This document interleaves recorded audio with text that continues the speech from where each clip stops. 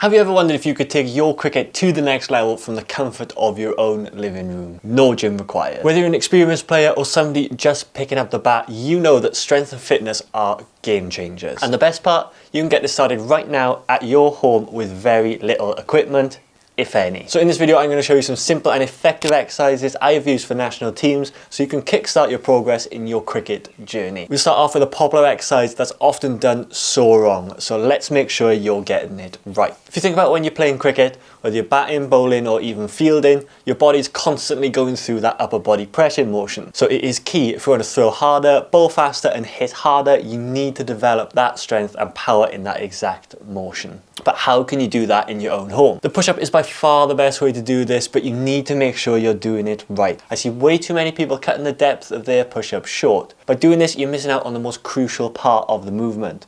The more your muscle enters that stretch position, the more benefits to strength and muscle growth there is. And this applies to every movement.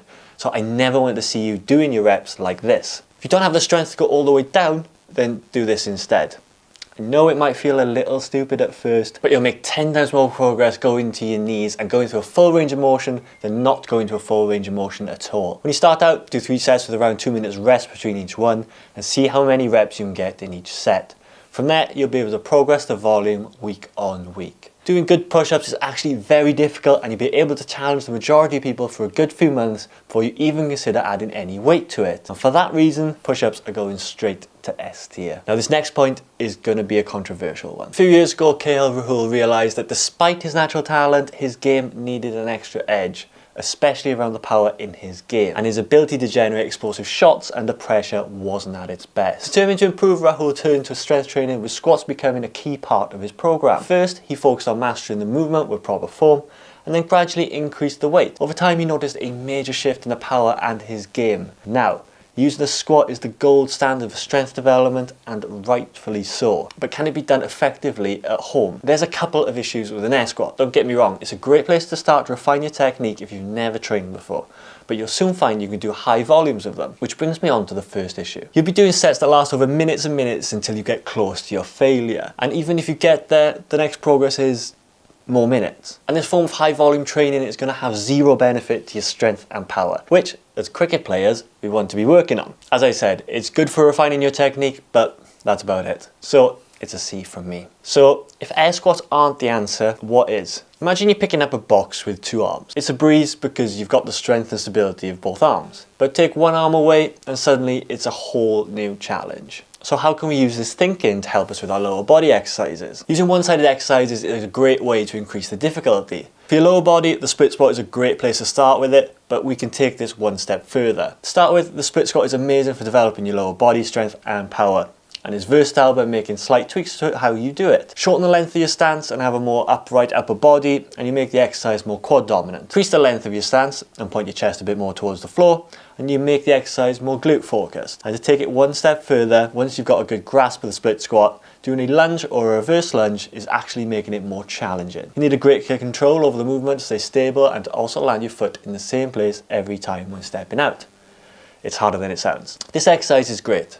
The only issue I have with it is that I think you need to start adding weight to the movement relatively early to keep progressing on your strength. But for me, it's still an A. What if I told you with one small purchase, you could increase your power development tenfold? When you've been carrying out your lower body exercises at home, you'll probably realise that it's a lot easier than your upper body exercises. Your lower body carries your body weight every day, and this naturally creates stronger muscles, which is great, but creates a bit of an issue when it comes to trying to get a stronger lower body. But how do you solve this? Using weights is the most common way to increase resistance of your exercises. This is great, but we don't all have gyms in our home. Introducing the only bit of equipment you need to take your home workouts to the next level: the dumbbell. And don't get the one that's got fixed weights like this. Use ones with changeable weights, as it's a much more cost-effective solution. With the dumbbell, you can take a pretty ineffective exercise for your strength development, like the air squat, and turn it into a goblet squat. This is going to create that sweet spot of challenge we need to progress your strength. And to make it even better, it gives us loads of options in terms of progressing the weight week on week. I still think there's a tiny downside to it,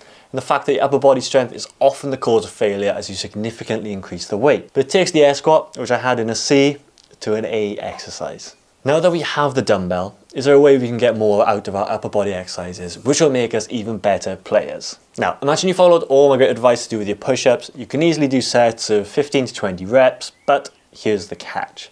You're wondering why you're not feeling stronger or more powerful. What's the next step to keep progressing? It's time to add some weight to the routine, but here's the challenge. Balancing a dumbbell on your back is trickier than the actual push-up itself. So what's the solution? This exercise is essentially a bench press minus the bench. Floor press is a great introduction to adding weight to your upper body exercises and would develop that control and stability required to move onto the bench press if you ever choose to go to the gym. Now, I know what you're thinking, what about that full range of motion you banged on about earlier? And yes, this does cut your movement short, and to be honest, it's my one dislike to the exercise. But we're looking for exercises here that require minimal equipment and will progress you to a point where you can start moving into exercises like bench pressing. As I said, great exercise, but the range of motion knocks it down a bit for me, so I'll stick it in B. All these exercises are great, but there's one hack that can make them all even better for your development. Think about when you're walking upstairs. Doing so at a normal pace is fairly easy. Now, go and try and do exactly the same thing, but in slow motion. It suddenly becomes a lot harder. But how is that useful for our home workouts? By setting a certain tempo to each part of the movement, we can make any exercise way more challenging. But how does that look? To start off, you could take your push-up,